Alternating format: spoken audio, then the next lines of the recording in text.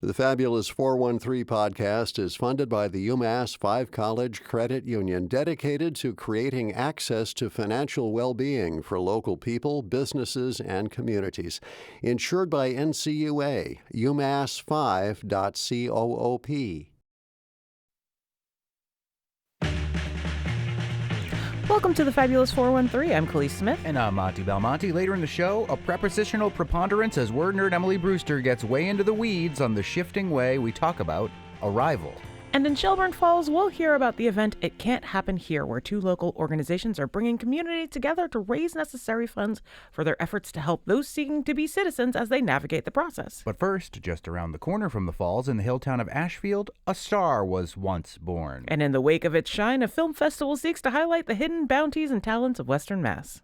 The Ashfield Film Festival returns to the birthplace of Cecil B. DeMille this coming Friday and Saturday. On August 12, 1881, Cecil B. DeMille was born in Ashfield, Massachusetts. He went on to be declared by many the greatest showman on earth and became a town hero. In September 2007, baby Cecil was also born in Ashfield. He has gone on to be the grand prize trophy of the Ashfield Film Festival. The Film Fest arose from a collaboration among Tamsin Merrill, Harry Karamidas, and the Ashfield Cultural Council. It began as a small, fun community event to honor Cecil B. DeMille. Each year since 2007, except for the COVID years, people from the Hilltown communities have come together to watch feature-length and short films in Ashfield's historic town hall. All the short films must be 5 minutes or less and have a direct connection to Western Massachusetts. And joining us from the team of the film festival is Christopher Seward, who is an award-winning documentary filmmaker with over 20 years of experience. He's been grateful to be part of the creative team on over 30 films to date, notably Fahrenheit 9/11, Sicko, Fire in the Blood, and Fat, Sick, and Nearly Dead. He continues to assist numerous films creatively from his home in the Apple Valley. And we are also joined by one of the stars of the Ashfield Film Festival, one of rock and roll's finest guitarists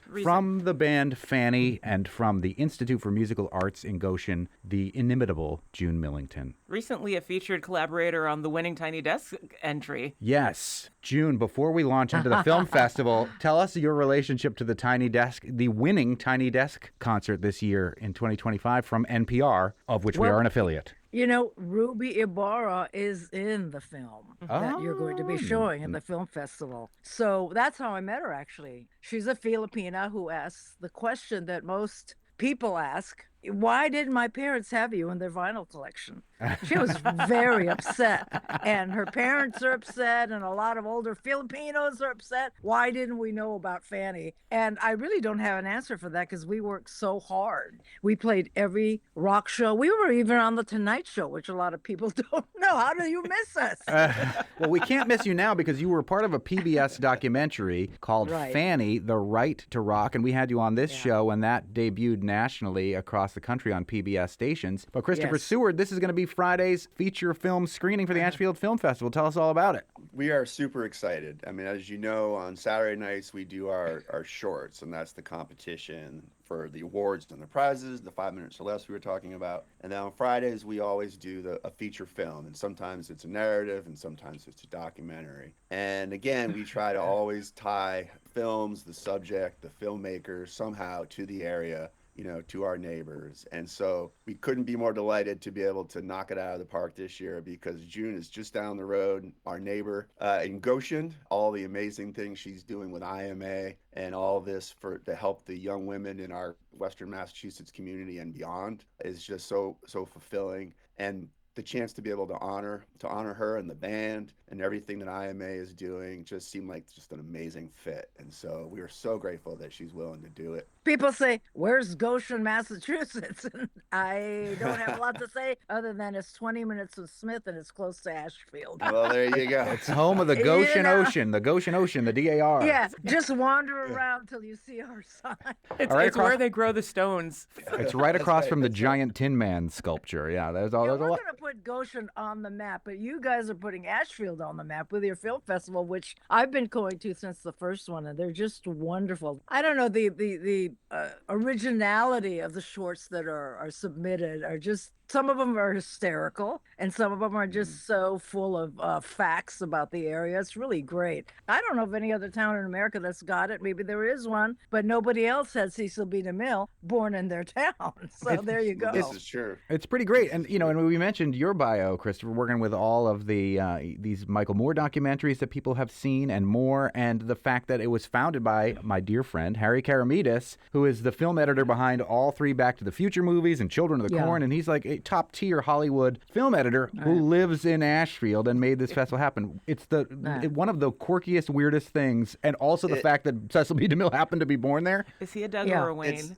It is something in the water. I mean, when I moved to town, everyone's like, "Oh, you got to meet Harry. You got to meet Harry." And so, can I just say that Ashfield is full of characters. You will never run out of characters just walking down the street in Ashfield. That is legendary rock guitarist June Millington, who, along with Ann Hackler, her partner, is behind the Institute for Musical Arts in Goshen, right down the street from Ashfield, and the documentary film, a PBS documentary that will be screened on Friday, features her band Fanny. It's called Fanny, The Right to Rock, and you can see it as part of the Ashfield Film Festival on Friday night. June, since it's been out, how has it been received, the documentary? It's really changed my life. A lot of people know who I am now. That's kind of interesting.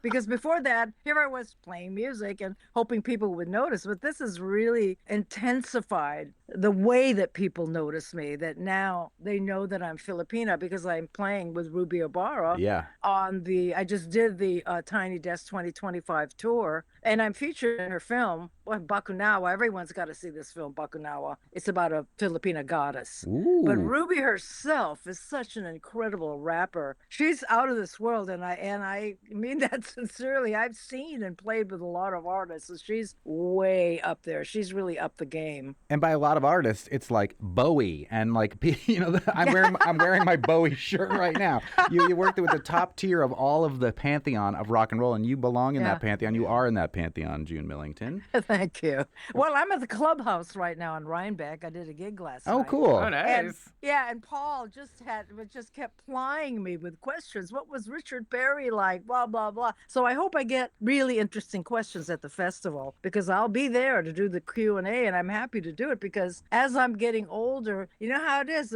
What happened last week pales in comparison to what I remember from 50 years ago. So I'm remembering, and there should be a few people who are really afraid. Be afraid. You can see June in person at the Ashfield Film Festival this Friday at Ashfield Town Hall in Ashfield.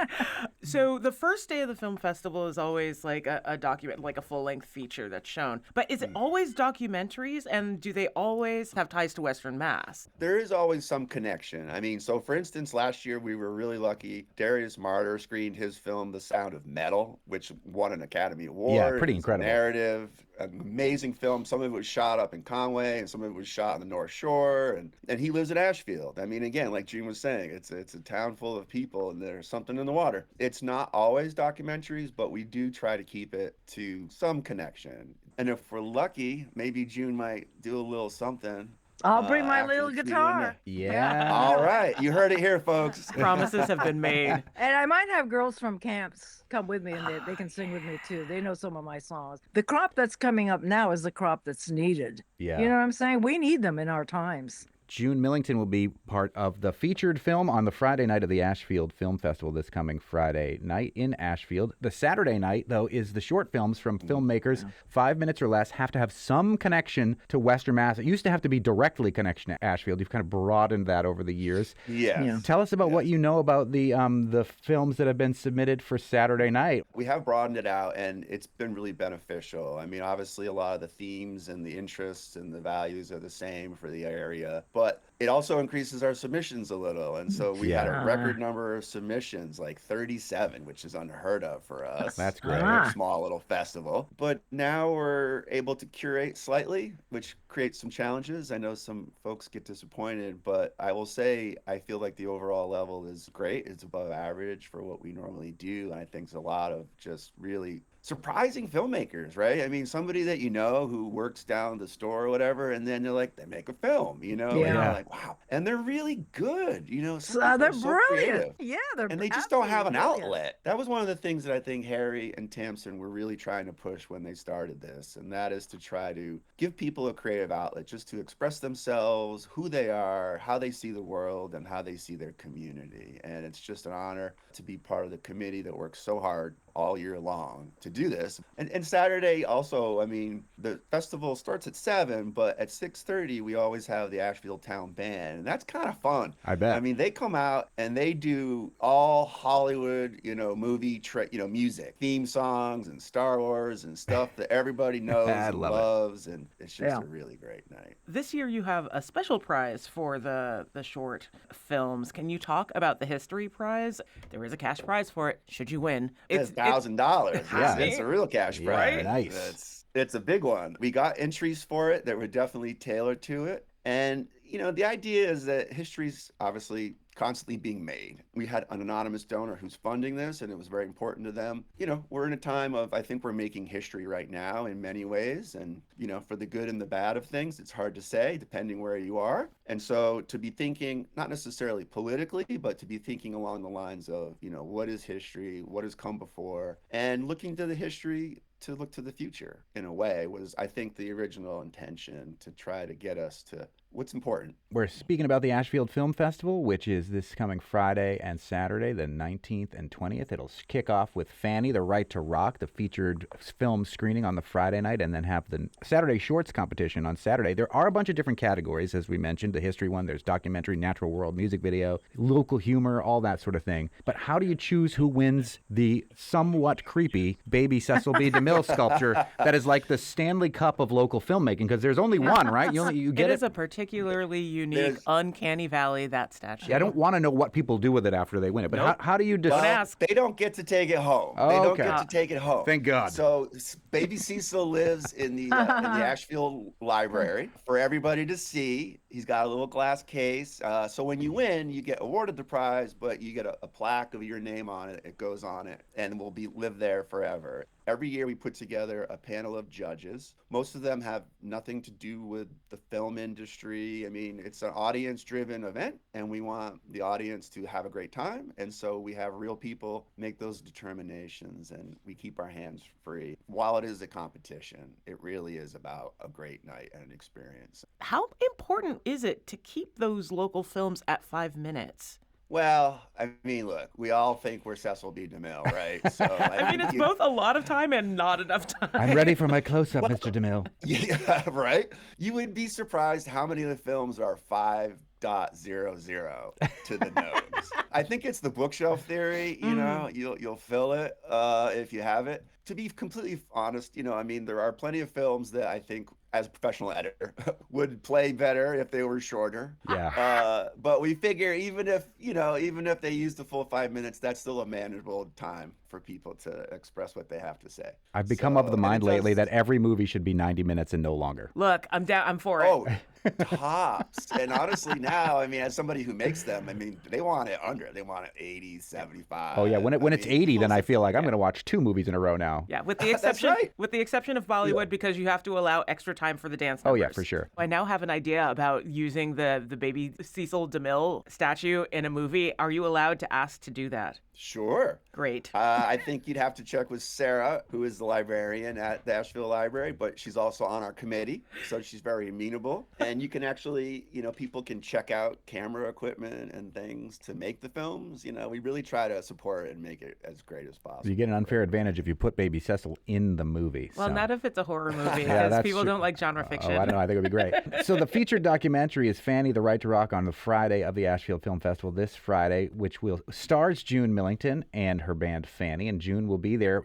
June, we know you just got back from the Tiny Desk tour with Ruby Ibarra, who won the Tiny Desk concert with you as part of the band. What's next for rock and roll legend June Millington from Goshen? Well, I'm working on an album, Woo! so that will be done pretty soon. Yeah. And I'm pretty excited about it. It's pretty rocking. We want you to come by the studio and play something from it for us when it's ready, or anytime, absolutely. really. You have an open invitation anytime you want to come, June Millington, to the studio. And what about you, Thank you. Christopher Stewart, filmmaker? We mentioned that you worked with Michael Moore and other folks like that. What are you working on right now? Right now, I'm working on a film actually about St. Bonaventure University's basketball program. Oh, interesting. It's a little bit of a departure for me. Normally, I'm more of an activist, right, by nature, but I always find a way to bring that into anything. So it's a bit of a Trojan horse, as they are a Franciscan university. I don't think Franciscans use Trojans. Well, that's true. That's true. They were one of the first universities to integrate Black people into their program. And so their ability to see the other as a brother is something I think we all need right now. And all of the values of community and leadership and brotherhood. It's a way to bring that in to people who might just want to watch sports. And it's one of our few third spaces that we kind of have culturally now is the sports, and you get people from everywhere, economically, politically, it just doesn't matter. I think a fan's a fan. And it's great to have that, at least some common ground that we can start meeting each other at. Plus, basketball was invented in Springfield, so you can count it as part of the next Ashfield Film Festival. And it's all good as long as we all hate the Yankees. That's right. One thing we can all agree on. Christopher Seward, who is part of the Ashfield Film Festival, which will happen once again this Friday and Saturday, September 19th and 20th, in the beautiful town of Ashfield, and stars none other than rock and roll legend from the band Fanny and recent NPR Tiny Desk winner June Millington from the Institute for Musical Arts in Goshen. Thank you both so much for joining us. We'll see you. Thank you. It's a pleasure. Find tickets and more information about the Ashfield Film Festival at ashfieldfilmfest.org. We'll hear about how neighbors are helping even newer neighbors in Shelburne Falls with a mutual aid event focused on aiding immigrants as we talk with folks bringing It Can't Happen Here, a benefit for immigrants' rights, to Trinity Church this Sunday. After we attempt to unravel the Gordian knot of prepositional accuracy between to and at and the nuances of our arrivals with Word Nerd Emily Brewster. You're listening to the Fabulous 413 on 88.5 NEPM. The Fabulous 413 podcast is funded by Eastworks, 4 floors of makers, artists, and entrepreneurs located in the Mill District in East Hampton, where community happens. Learn more at eastworks.com. The Fabulous 413 podcast is funded by Northeast Solar in Hatfield, specializing in solar installations, battery storage, and clean energy solutions tailored to the homes and businesses of Western Massachusetts. Northeast-solar.com. We are getting super, super nerdy. I hope that's okay. You are the word nerd. Okay. Emily Brewster, resident wordster from Merriam-Webster, our dictionary in Springfield, Massachusetts. We're going to get extra word nerdy with prepositions. We're here for it. All right. This is a very particular preposition. Many verbs tend to go with a particular preposition. It's like they're partners. And sometimes a verb will show up with a preposition that it doesn't usually hang out with. And this strikes me as strange. So a while back, I was recognizing the word arrive showing up in places with an atypical preposition. And I did some digging into it. Let's say you're going to a party and you get there right on time. Do you arrive blank the party on time? At. Or to. Monty, do you arrive to the party on time? Because Khalees, like you, I arrive at a party late, always. I never arrive on time. No, Yo, same. I actually also arrive at the party on time, but I know that some people could say I arrive to the party on time. But I personally would say at. Okay. Khalees, are you familiar with people saying arrive to the party? I am familiar with people saying arrive to the party. This is a strange thing because it's kind of new, but kind of also not new. Arrive to, which I've been seeing increasingly, which actually is on the increase. Arrive to is very old. The Oxford English Dictionary includes an example of arrive to from 1539. Whoa. But then, right, and that's when arrive was a little bit over a century old. Then the OED reports that arrive with to and also with into is now obsolete. But this is no longer true if it was true, because we've been seeing many, many more examples, increasing use of arrive to, especially since the 2010s. And arrive, it's not a super slangy word. It's a little, I don't know, a little formal, right? It reeks of airports or something. But when it comes to airports or events, a lot of times there is a location, but there is also a time. I think when you're talking about time and arriving, you would always say at. I'm going to arrive at 5. Right. Maybe you could say I'm going to arrive to the airport at 5 for my flight. If you are thinking of a location, you often say to. If you are thinking of a time, you often say at. I'm going to arrive to 5, you would never say. But I am specifically thinking of the phrase like, I am late to the party on this, as a colloquial phrase talking about something that you've only just discovered, which definitely has gotten a rise in the past decade, 15 years. That's a particular use of arrive. I'm actually talking specifically about uses of arrive when the object of the preposition is a location. Okay. And this is why we are going to get super, super nerdy here. Just to lay out where we are, arrive to was actually criticized in the 18th century. So it was common enough that there are usage commentators, particularly this guy Robert Baker, who had a lot of very strong opinions. And in 1770, he warned against the use of arrive to for literal uses. He was okay with you using it for figurative uses, like arrive to a conclusion, but he was not okay with arrive to the party, for example. So it was common enough to be criticized in the late 18th century, but it was rare enough to be identified as obsolete in the late 20th century. And now it's common enough again in the 21st century that people like me are noticing it. So I've looked into this, and the most useful book in this kind of situation is this magnificent tome that is called A Comprehensive Grammar of the English Language. It is by Randolph Quirk, Sidney Greenbaum, Jeffrey Leach, and Jan Svartvik. The best names of authors of all time. Svartvik. Yeah. Quirk. Now, at Merriam-Webster, we just call it Quirk because that's helpful, and because you don't have to say the et al. And it's a lot of names. It's really quirky. Is. So I turned to Quirk. I wasn't really familiar growing up with the term grammar. This is a comprehensive grammar of the English language. And in this case, a grammar digs into all the complexity of the grammar of the language. These are not the lessons you learn. These are the observations that linguists made, the categorizations that they determine exist. So according to Quirk, verbs have situation types. Okay. The biggest category distinction in these situation types are between stative and dynamic. So the stative verbs are things like be and have and resemble in situations like be tall, have blue hair, resemble something. These are states of existence. So those are the kinds of verbs that are stative. Dynamic verbs are most of the verbs. Verbs like rain, write, improve, sneeze, kick, catch, begin. All of those are dynamic verbs. There's a change that's happening. Okay. Right? There's something dynamic. Now, arrive is, of course, what do you think? Stative or dynamic? Dynamic. Yes, right. Okay, got that one So, right. now, in the dynamic category, you've got some verbs that are durative and some verbs that are punctual. Now, a durative verb is one that endures. It has endurance. Rain, drink, sow, ripen, grow, improve. All of these things can take place over a period of time. Gotcha. Meanwhile, the punctual verbs are verbs like sneeze, flash, bounce, tap, kick. Those are all punctual verbs. Because they happen one time, they punctuate. Right. Regardless yes. of whatever time you arrive, whether you're punctual or not. So besides these categories of durative and punctual, we also have non-conclusive and conclusive. Conclusive verbs have an end point. So there is improve, there is begin. These are things that have a start and a finish, even if one is durative and one is punctual. Does that make sense? Yes. Okay. And then there are non-conclusive verbs, and those verbs don't have to have an end. Like flash, something can flash for a very long time. It's punctual, but it also isn't conclusive. Something like rain and snow, boil, those words are non-conclusive but durative. Okay. Does that make sense? I think I'm getting this.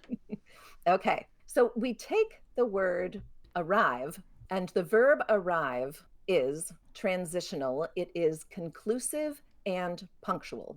So it's conclusive because it means there is a change of state. You arrive and you are no longer where you were before. And it's punctual because it happens not over a state of being, but for like a punctuated point in time. Right. Once you arrive, you're there. You're Right. done. You can't continue to arrive. No matter where you go, there you are. So that's the kind of verb it is. Now, the prepositions that go with these particular verbs can vary. So now we're going to dig into some nerdery about prepositions. Okay. Okay. Prepositions express relational meaning. I remember being taught that, preposition is a word that describes something you can do with regards to a tree. You can go around the tree, over the tree, under the tree, through the tree. Grover has an Up the amazing tree. song about it. Around, around, around, around, over and under and through. That's what I'm teaching. At is considered a preposition of position. As with prepositional phrases like on and in, when you've got at the beginning of a prepositional phrase, just to remind people, prepositions almost always have a noun or a couple words that function as a noun after them. So up the tree, over the tree. And the preposition for at is typically about being in a fixed location that is either a point, a line, or surface, or an area or volume. For example, we can say, my car is at the cottage. And in that case, the cottage is this dimensionless point. And on is also a positional preposition. Our cottage is on that road, and the road is like a line or a surface. There's some ice on that road, the road as a surface. There's a new roof on the cottage as a surface. But the preposition to is a preposition of destination. And it typically is about going to a fixed location that is either a point, a line, or surface, or an area or volume. So we've got one that is about being in a fixed position and one that is about going to a location. Okay. Arrive, meanwhile, is about going to a location. What's the problem then with saying arrive to the party? It seems like the answer is in the question. Right. Yeah, well, it is. What it seems to me is that the older established use actually has the preposition and the verb paired in a way that is not according to the typical pattern. Arrive to the party makes a lot more sense when you think about what kind of a verb arrive is, and you think about what kind of a preposition to is. Arrive to would be the expected pattern. Uh-huh. Yet we have arrive at being a lot more common, but maybe that will change. And it has Because- changed over history several times, right? I don't think that there's any evidence that arrive to used to be the more common or the most common. It did used to be common, but I don't know that it was ever dominant. Arrive at is long established, but arrive to used to be pretty common, and then for a long time it wasn't, and now it's becoming more common again.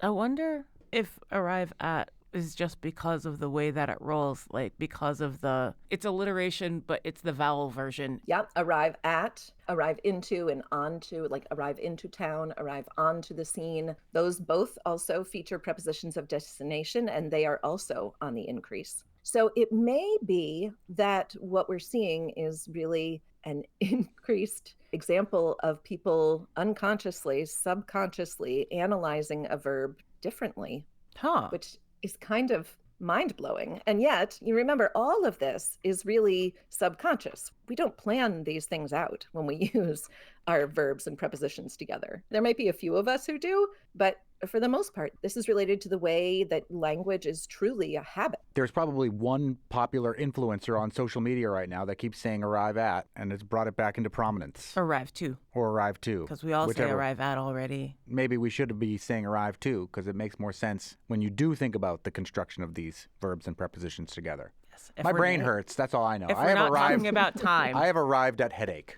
I didn't mean to do that to you. It is true that arrive to is used more in other Englishes than American English, so British English, Australian English especially. And there is a history of non-American English impressing English speakers, and they want to adopt it. Makes me think of, we used to always say that someone was going to the hospital. Oh, yeah. And the British have always said to hospital. And there is an increase in American English speakers saying to hospital. Well, I'm going on holiday. Yes. Same thing. See? Yeah. Yeah. You might want to go on holiday from Quirk. I don't know. I hope I didn't break anybody's brain. Yes. No, I love it. This is the nerdiest Word Nerd segment we've done. I think Word Nerd Emily Brewster, resident wordster from Merriam-Webster. Well done. But these nuances are the things that make language so fascinating. I think it's really fascinating, but it's also a little bit hard for me to wrap my head around. It's been a long time since I took a syntax class. We have arrived at our conclusion that arrive at or arrive to doesn't matter. Stop judging everybody. Let them say whatever they want. That's the nature of language too, right? Constantly shifting. It's the nature of language at. And sometimes shifting in a way that makes it more easily analyzed in a system. Arrived at gmail.com. No matter how nerdy the question, a question for our word nerd, send it our way, thefab413 at nepm.org, and we can ask it on your behalf. Thank you, Emily Brewster. You're very welcome. Yeah, people may want to send in questions so that we won't get so nerdy next time. Save me from my nerdy tendencies. I need a nap now. No, more nerdy, more better. Around. Up next, we'll learn how Shelburne is aiding those seeking to be our new neighbors with an immigrant mutual aid event this Sunday. We'll hear organizers and speakers from It Can't Happen Here, a benefit for immigrant rights next. You're listening to the Fabulous 413 on 88.5 NEPM.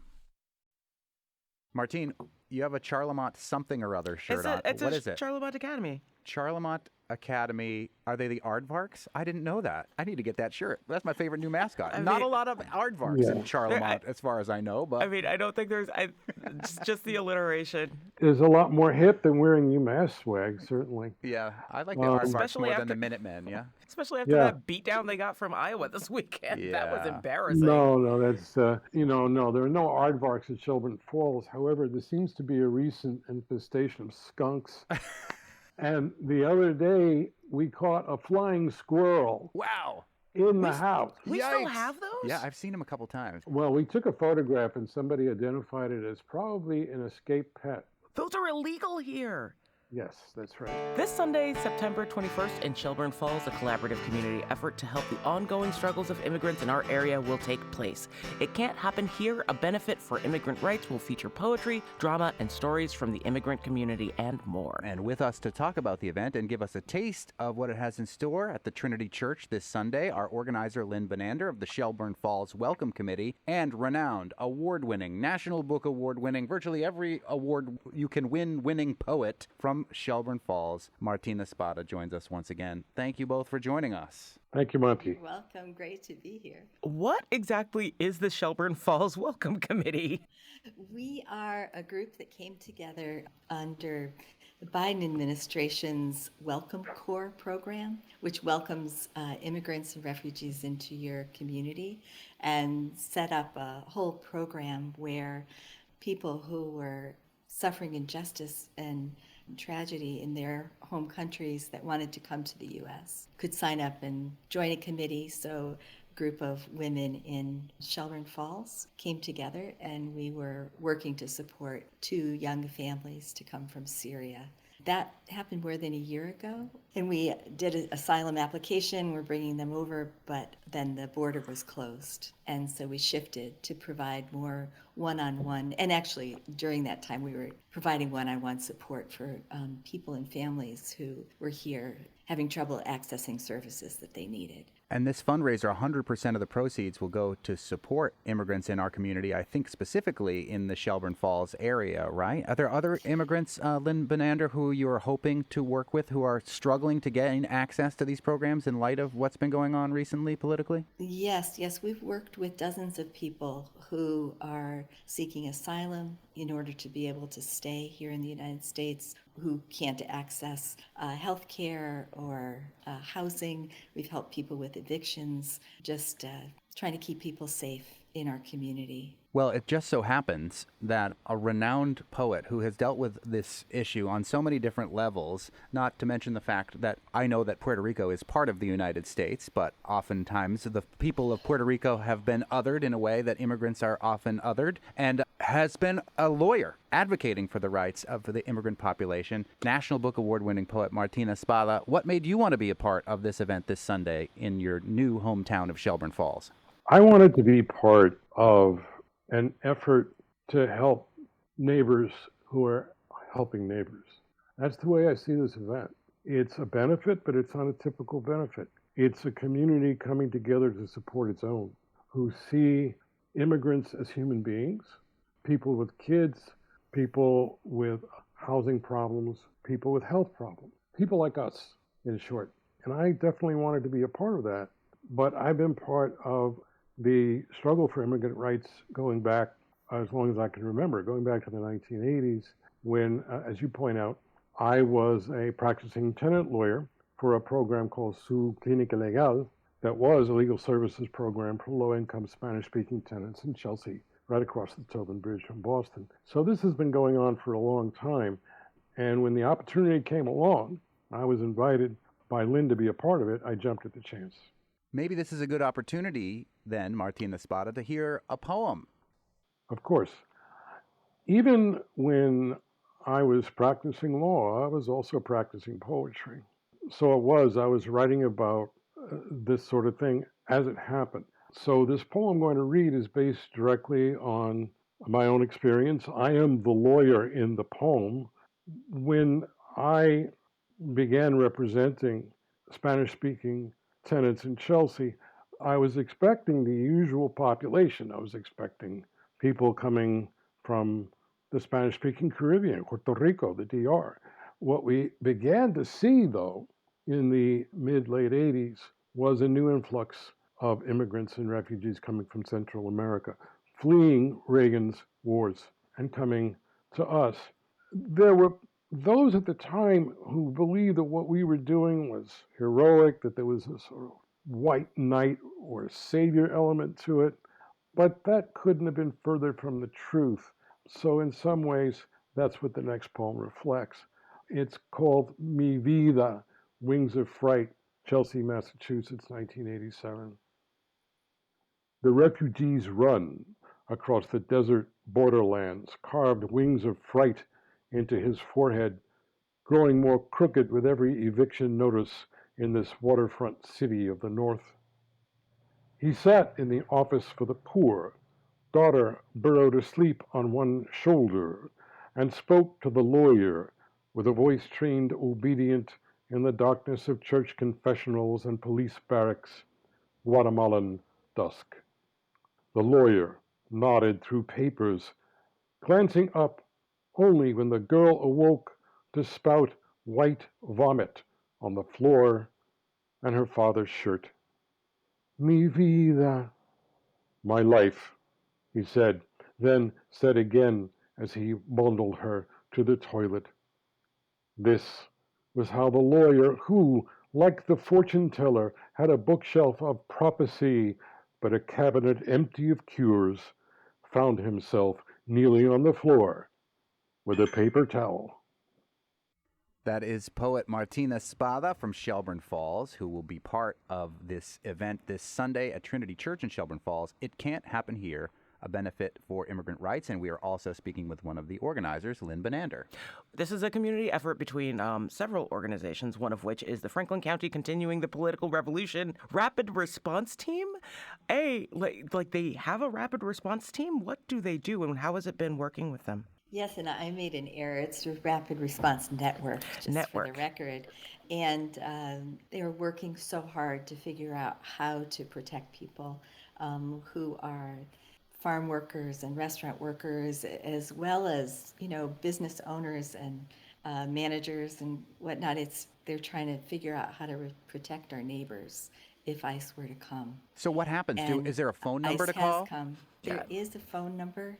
You call Luce, Luce. If you see any ICE activity, they send people out to investigate. So much of this is done in unmarked cars with people with masks that no one actually knows who's there and where they're taking people. So having this rapid response network has been important, and there have been a number of abductions, people who either live or work in Franklin County. So we've been glad to have this infrastructure built and growing quite rapidly so that across Western Mass there's a way to respond.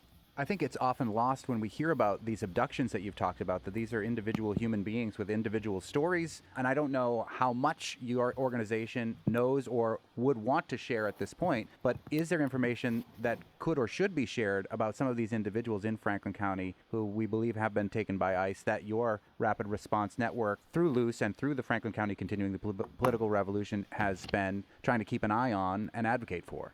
Well, in August, farm worker Demetrio was on his way to a court hearing to be in compliance with the requirements, and they picked him up on his way to that court hearing. In May, farm worker Miko was picked up, left behind his family with a small child without their person who was supporting them. In March, there were 4 farm workers who were picked up. And these are the ones we hear about, we know about, right? ICE reported in June that they had arrested 1,500 people in Massachusetts. And I know there's much more activity. If you go and you look on GoFundMe, I found several other people, families, who were reporting that ICE had taken the person who was supporting their family, and they needed help paying for food and diapers and their electric bills. It's far more extensive than we know, but these are the ones that you can actually read about. I hope it's not lost on people that despite what you think about immigration and the legality of people being here, that the first story you mentioned, Lynn Benander, was somebody who believed themselves to be going through the process of immigration legally, and on their way to the courthouse to fulfill requirements, they were taken, further impeding their ability to do it in the way we have asked them to do so. So that's why organizations like the Shelburne Falls Welcome Committee, this Rapid Response Network, the Luce Network, are an important piece of this conversation, in my opinion. And we're speaking with Lynn Benander from the Shelburne Falls Welcome Committee, as well as Shelburne Falls resident and our resident Valley poet extraordinaire, Martina Spada. Talk about some of the other folks that are going to be there. We have an incredible lineup, and just really grateful to Martine and his wife Lauren for all their help putting this program together. Senator Paul Mark is going to be coming to talk a little bit about what's happening with immigration here in Western Mass. We have an immigration lawyer who also lives in Shelburne Falls who's going to be speaking about her work. And we have Charlie King, who's been singing for a long time about justice and peace. Sarah Pirtle also. We have a high school group, Snapdragons, that are going to be joining the program. And the West County Resistance Chorus is also going to be singing. So we'll have poetry and music and good information, and we're also going to be having theater. And Martine, can you talk a little bit about that? Well, the theater group, I understand, is called First Generation. It's quite an extraordinary variety, collection of people coming together to speak in one voice and to speak to a central idea. It can't happen here. That is the title of this program. It can't happen here, a benefit for immigrant rights. It can't happen here, of course, is the title of a novel by Sinclair Lewis, published in 1935. It's a dystopian novel about the rise of Senator Buzz Windrip, who becomes a fascist dictator and president of the United States. The application of that phrase here has multiple meanings. It can't happen here, first of all, refers to the sense of denial we have in this community. It can't happen here, but it is happening here, as you heard from Lynn moments ago. There's another way to read that title. It can't happen here, as in, we won't allow it to happen here. We'll hear another poem from Martina Spada and about how you can help the Shelburne Falls Welcome Committee year-round as we continue our conversation with Lynn Benander about this Sunday's fundraiser, It Can't Happen Here. You're listening to the Fabulous 413 on 88.5 NEPM. The event is this Sunday at Trinity Church in Shelburne Falls. It's from 5 to 7. It is called It Can't Happen Here. It's a benefit for immigrants' rights. Should we hear another poem from Martina Spada? We should. Well, then I will oblige you. Much obliged. In 1963, African-American jazz singer Oscar Brown Jr. wrote and recorded a song called The Snake. His song, in turn, was based on a fable by Aesop called The Farmer and the Viper. Many years later, Donald Trump got hold of the lyrics to The Snake and decided to call it a poem, which he would then read at his Save America rallies. However, the way he framed it was as a parable on immigration, and the crowds loved it. At the same time this was going on, there was a Department of Labor investigation into the use of underage immigrant labor cleaning the slaughterhouses of this country, which found more than 100 such cases in 8 different states. So that's what the last stanza of this poem refers to. The Snake. At the Save America rallies, after the damnation of the criminal aliens breaking across our borders and 1,900% more murders, he would ask the crowds if he could read a poem. This has to do with immigration, he'd say. The crowds would whoop and yip. He would read The Snake, words stolen from a song from the hand of a dead black singer who could not snatch it back, a jazz fable spun on vinyl, a tale from the fabulist of Greece centuries before Christ. The crowds would listen to the poem. Bikers for Trump, cops for Trump, Uncle Sam in his beard, the Statue of Liberty in her crown, the millionaire who sells pillows on TV. They would testify in T-shirts that said, Jesus is my savior, Trump is my president. They would hoist the stars and bars of signs that rhymed Trump 24 or before. They would see the movie of the poem in their heads. The snake frozen on the road, the woman scooping him up tight to nurse him with milk and honey by the fire, the incandescence of his skin brought back to life, the woman's kiss and the viper's venomous bite, her question, why? Then the words oozing from his tongue, you knew damn well I was a snake before you took me in. The crowds would howl at the moral, at the punchline, at the tender woman who would die of tenderness. Like a preacher spelling out the lesson of a parable, their president would repeat, immigration. As they slept, the bikers and the cops, Uncle Sam and the Statue of Liberty, the millionaire on his magic pillow.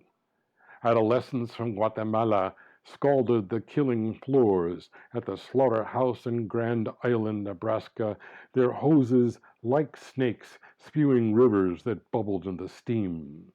Around them, the blades of skull splitters and bone saws waited for their fingers to slip, fangs lurking in the murk of early morning in the days behind the goggles on the faces of adolescents from Guatemala, sleeping the next day at Walnut Middle School, shaken awake by teachers who spotted the acid burns on their hands. That is Shelburne Falls-based poet Martin Espada, who will be part of the event It Can't Happen Here, a benefit for immigrants' rights, this Sunday in Shelburne Falls at Trinity Church alongside first-generation theater ensemble musicians Charlie King and Sarah Pirtle, immigration attorney Tao Gonzalez-Fa, and more. So this is a fundraiser for the efforts that you're engaging in this Sunday, but it's not as if this is the only time that you will need support from the community. So in a year-round sense, Lynn, what does the Shelburne Falls Welcome Committee or the Franklin County Continuing the Political Revolution Rapid Response Network need need from folks like us or our listeners? In addition to just asking for money, what we do is we're there for people. We want to make sure that people in our community have housing and safety and medical care. And we have volunteers who help find furniture, help people move, help them go to court to fill out asylum applications. And then the financial support is kind of a small piece of what we do, but integral, because when you're filling out an asylum application, we need an immigration lawyer. We do weeks of work and then pay a lawyer to look it over and make it happen. So it's a way of really leveraging all of the volunteer work, is to be able to have the money for the last bit. We bought people shoes that were required for a workplace so they could get a job. So the money's a small part, but an important part too. And it's worth noting that the event is a sliding scale, donations of whatever level accepted, and 100% of the proceeds will go directly to the work that the Shelburne Falls Welcome Committee and Franklin County Continuing the Political Revolution, the remnants of the Bernie Sanders campaign, that's where that grew out of, will be using 100% of those proceeds to benefit our immigrant neighbors. Lynn Benander from the Shelburne Falls Welcome Committee and Franklin County Continuing the Political Revolution, and poet Martina Spada from Shelburne Falls will both be part of this event on Sunday at Trinity Church in Shelburne Falls between 5 and 7. It can't happen here, a benefit for immigrant rights. Thank you both so much for joining us. Thanks for having us. Oh, our pleasure.